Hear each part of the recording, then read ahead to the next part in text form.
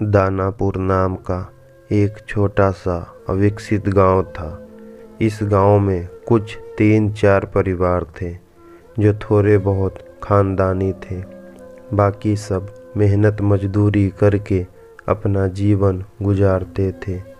इसी गांव में दीना नाम की एक विधवा औरत रहती थी। रहने के लिए छोटा सा घर था। 2 बच्चे थे, शायद एक 5 साल का और दूसरा 3 साल का होगा। दीना का पति बहुत मेहनती था।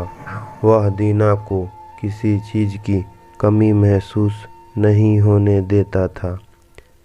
किसी भी हालतों में साथ नहीं छोड़ता था। कैसी भी परिस्थिति हो, दोनों साथ मिलकर सामना करते थे। पर कौन जाने किस पर कौन सा अनर्थ कब आ जाए। दीना के जीवन में ऐसी घटना घटी कि उसी घटना ने दीना के पति को दीना से छीन लिया। दीना को पति के गुजरने के बाद लगने लगा कि मैं जिंदा तो हूँ, पर मुझ में जान नहीं है। परिवार चलाने के लिए अब दूसरा कोई नहीं था सिवाय दीना के। इसीलिए कैसे भी करके दीना ने अपने बच्चों के खातिर खुद को उस दुख से अलग किया। कुछ दिन बाद घर में जो था वो समाप्त हो गया। अब खुद क्या खाए और अपने बच्चे को क्या खिलाए, यह समस्या उसके सामने खड़ी हो गई।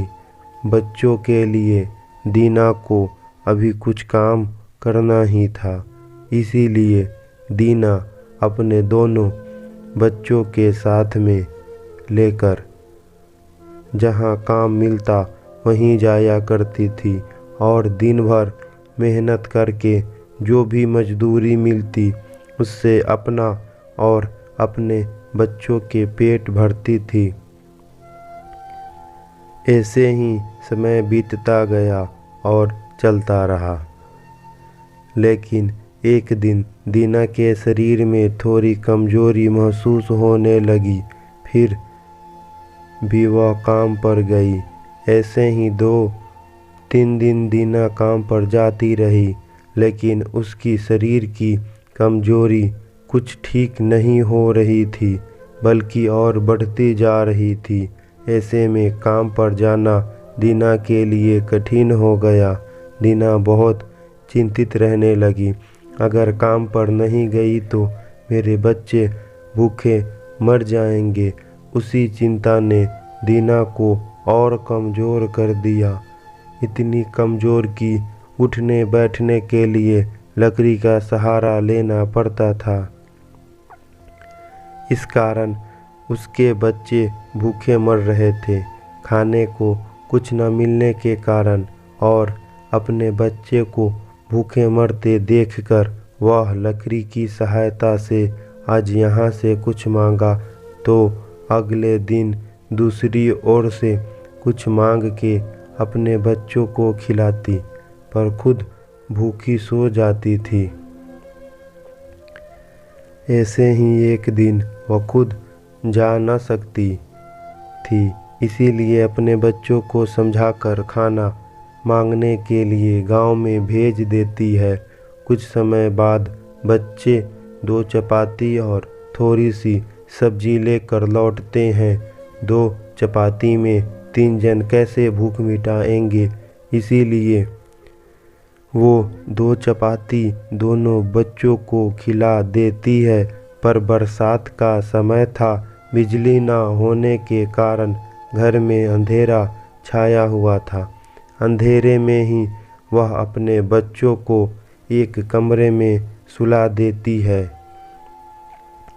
और वह दूसरे कमरे में जाकर सो जाती है।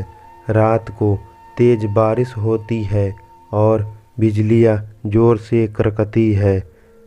दीना को थोड़ी आराम मिलती है, इसलिए वह गहरी नींद में पड़ जाती है। ऐसे में दीना को एक सपना दिखाई देता है।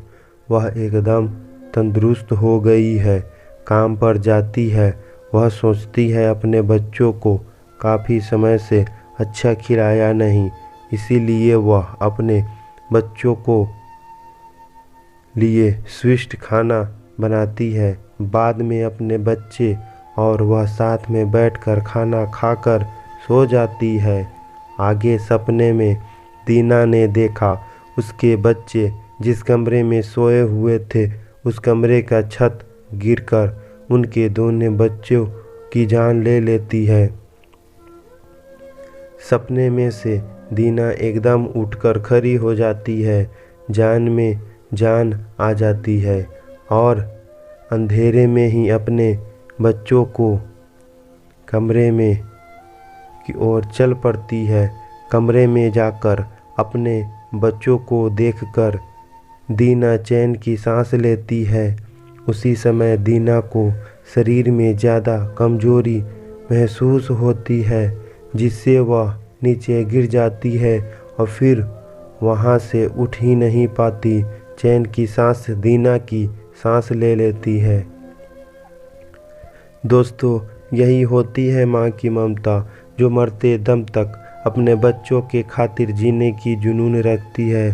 दोस्तों, यह छोटी सी कहानी आपको कैसी लगी?